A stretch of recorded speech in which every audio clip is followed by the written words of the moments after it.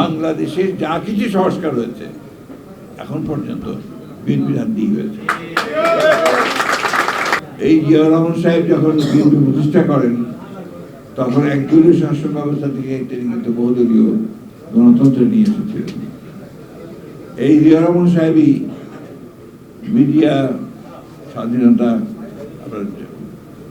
জুডিশিয়ারির স্বাধীনতা নিশ্চিত করেছিলেন। এই জিয়াউর রহমান সাহেবই কিন্তু অর্থনীতিতে মুক্ত বাজার অর্থনীতির প্রবর্তন করেছিলেন এবং যার ফলে আমরা একটা পরিবর্তন অতি দ্রুত দেখতে পেয়েছি। এরপরে আমাদের নেত্রী দেশনেত্রী এবং খালেদা জিয়া তিনি প্রেসিডেন্সিয়াল ফর্ম অফ গভর্নমেন্ট থেকে পার্লামেন্টারি ফর্ম অফ গভর্নমেন্টে নিয়েছিলেন।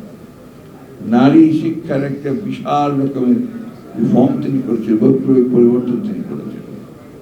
ওয়ালটন এখন দেশের সীমানা পেরিয়ে পৌঁছে গিয়েছে 50টিরও বেশি দেশে। ওয়ালটন, ঘরে ঘরে বিশ্বজুড়ে।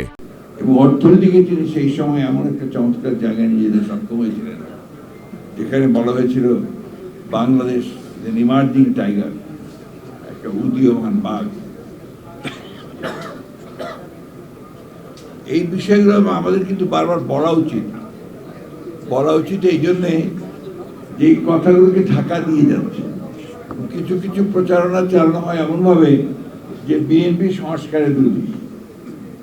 বাংলাদেশের যা কিছু সংস্কার হয়েছে এখন পর্যন্ত বিএনপির হাত দিয়ে হয়েছে। এই বিষয়গুলো আমাদেরকে মাথায় রাখতে হবে। আর দুর্ভাগ্যজনকভাবে কতগুলো রাজনৈতিক দল তারা মিথ্যা প্রচারণা, ভুল প্রচারণা করে বিএনপিকে প্রতিপন্ন করতে চায়। আমরা যারা বিএনপির সঙ্গে জড়িত, যারা বিএনপির কর্মী, শরীর,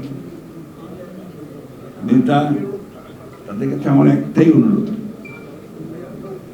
যে এই সুযোগটা অন্যকে কাউকে দেবেন না যেখানে তারা বলতে পারে যে বিএনপি কোনো খারাপ কাজ করছে। এটা খুব জরুরি।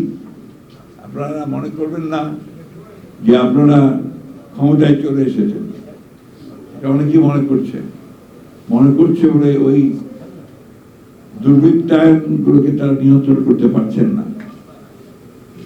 এখনো আপনারা ক্ষমতায় কাছেও আসেন। অনেক চক্রান্ত আছে, ষড়যন্ত্র আছে, সেগুলোকে ওভারকাম করে আপনাদের ঐক্য দিয়ে, আপনাদের ভালো কাজ দিয়ে আপনাদেরকে কিন্তু জনগণের কাছে যেতে হবে। আমি কথাগুলো আজকে এই জন্য বলছি যে এই বইটি যে লেখা হয়েছে তিনি কিন্তু একজন রাজনৈতিক কর্মী।